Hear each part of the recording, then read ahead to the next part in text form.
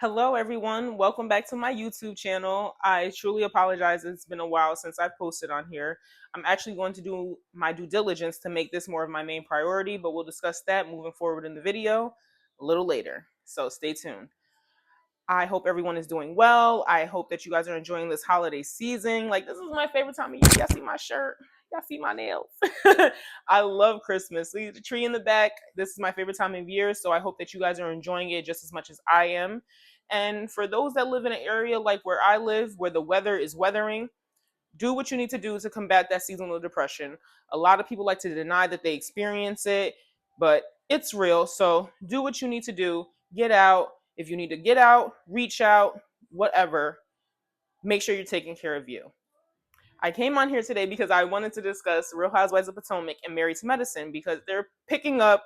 The seasons are getting good now after a couple episodes. So I wanted to come on here and talk about it a little bit. So let's get into it.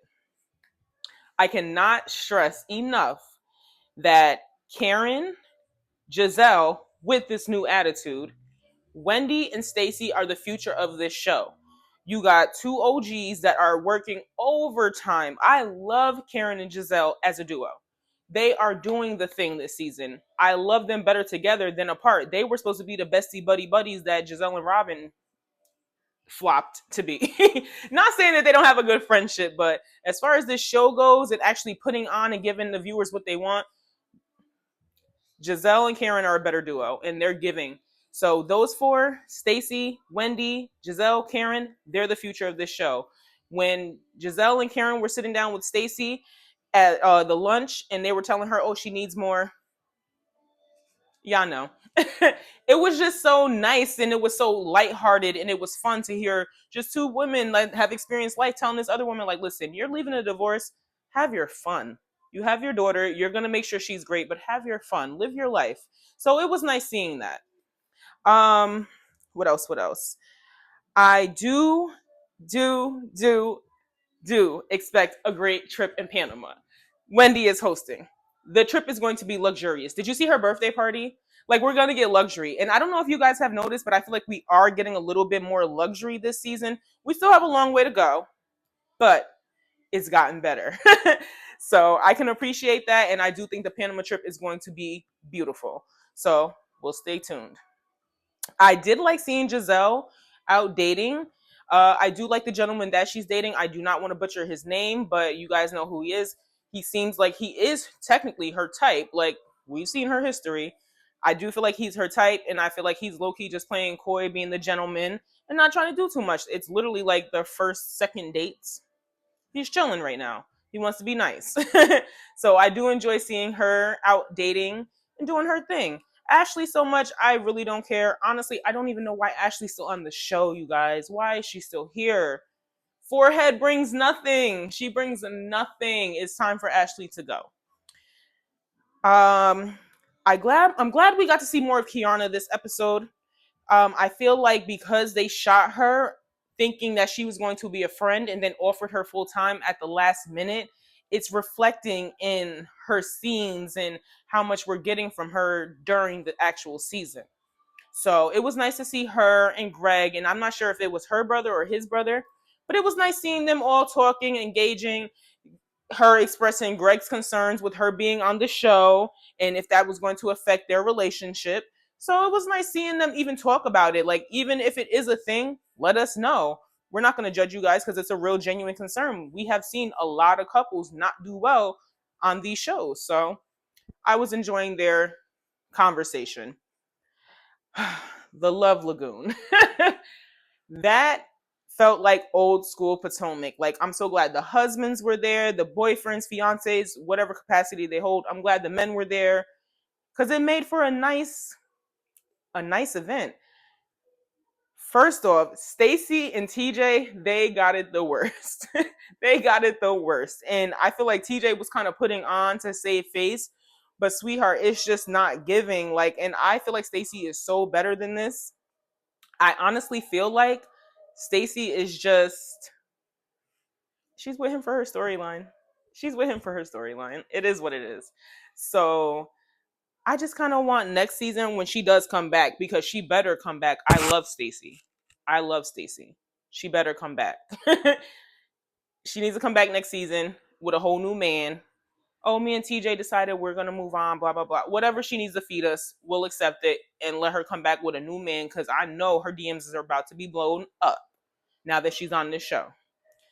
Um, the questions. Oh, do you feel like your spouse or your partner has ever cheated? I'm glad that Jazzy was transparent enough to say yes, I have felt that way because I feel like it was becoming just a little repetitive. Everybody, oh no, no, no. Jazzy was like, yeah, I felt that way before. I'm so glad she was honest about that. Do I personally think that her man cheated?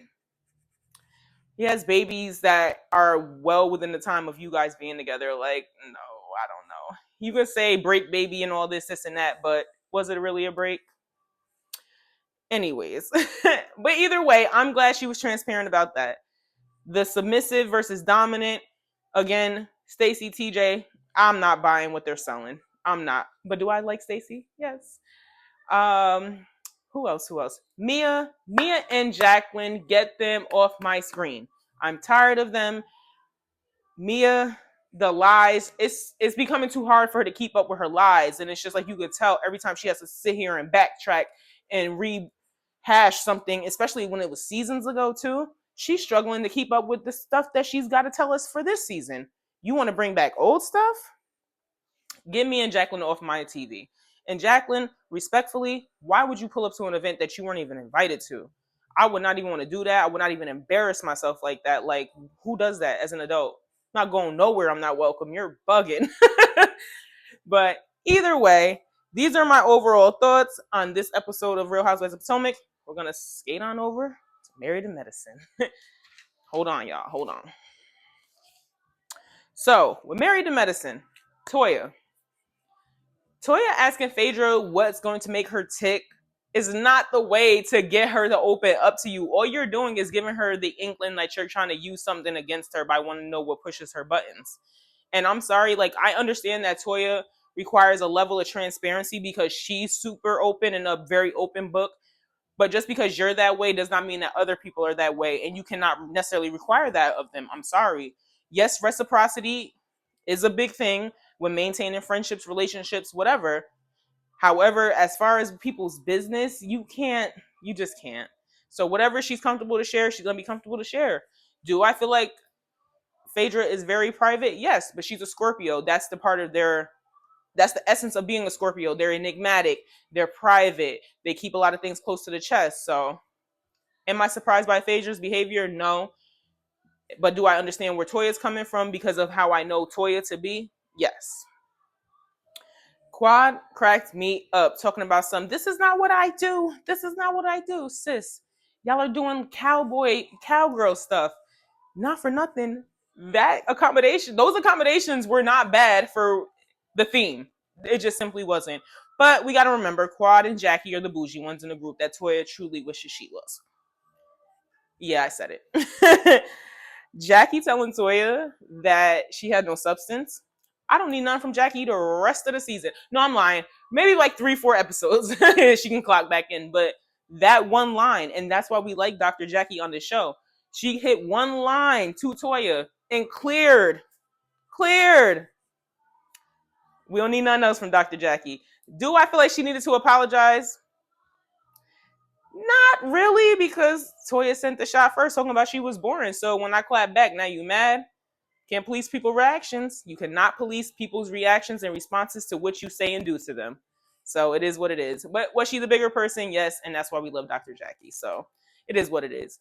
And you know she said some stuff when you got Heavenly talking about, whoa, that's too much. That's too much.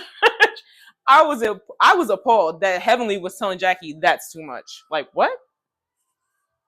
Team too much from Heavenly? Okay. Sweet Tea, I genuinely feel like Sweet Tea has overstayed her welcome. I feel like she was really genuinely brought on to help push Quad out, and now that Quad has not been pushed out and she's still here, Sweet Tea, baby, it's time for you to go. Because why do you want to be in the presence and of the company of your current husband's ex-wife? Like, I'm sorry, like, it's giving insecure and it's giving pick me straight off the fact that you're willing to hang out with a group of women that you know are cool with your husband's ex-wife. And she's still in the group. Like, I don't know if they sold you a dream thinking that they was gonna push her out last season, but it did not work. And the fact that you fell out with Heavenly and pushed her back over there to her friend Quad is quiet. And I'm sorry, Sweet Tea is doing her best, but she can't handle Dr. Heavenly. And the craziest part is Heavenly really is not even fully in her bag when she's dealing with Sweet Tea. She's chilling on her right now. And I don't think that people even notice that. So either way, is Sweet Tea a nice girl? And do I feel like she could do great things? Yes, but it don't need to be on Married to Medicine. Contessa is so fake to me. You sat up here on this show and presented your marriage, your life, and your husband in a manner. And because your friend who's on the show with you does her commentary and you didn't like what she had to say, now you're mad because of what you put out there and how she received it. Like, I'm sorry. I don't know if I'm the only one missing it, but somebody help me understand. I just don't get it. And I feel like Contessa is just dragging the situation with Heavenly. I feel like she just used it as a conduit to get back on this show, to seem like she has a beef with somebody to argue with. And it's just so corny. It's so corny. I'm over it. I'm so over it. Contessa, if she remains moving forward, she can stay in a friend capacity. I don't want her back full time. And even seeing the clips of next week and she talking about some square up and this and that, like, are you really that pressed? You're really that mad? And for those out there sitting up here, oh, Heavenly was running, she calling for security. Y'all really think that Heavenly is really scared to bump? As much crap as she talked, think about how she's expressed to us what her childhood was like. Y'all think Heavenly is truly scared to bump? You think she's all talk and no bark, no bite? All bark, no bite? Yeah, all bark, no bite. I don't genuinely feel that way. She just knows that she's older and she's above certain behaviors. And we would like to think that Contessa is too. But maybe that's my bias because I don't necessarily care for Contessa. It is what it is. Overall, both shows are picking up. I'm enjoying both seasons. Let me know what you guys think in the comments. But before I wrap this up, like I said, I wanted to discuss my YouTube channel and how I'm going to possibly just kind of rebrand this a little bit. When I first introduced this on the first episode, I did say it was going to be a podcast, but I feel like everybody's doing a podcast. I don't want to do that. I just want this to be my YouTube channel so I can just come here and do me, do whatever it is I like to do. And my main things that I like to do is I like to make cocktails, I like to travel, and I like to talk about current events, whether they're celebrities, political, music, movies, whatever.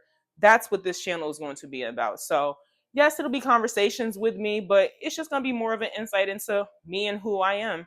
So, if you guys have any suggestions on content that I should post that you guys want to see, let me know. But I thank you guys for tuning in. I hope you guys enjoy your holidays, and we'll talk one more time before the New Year's over. So, bye.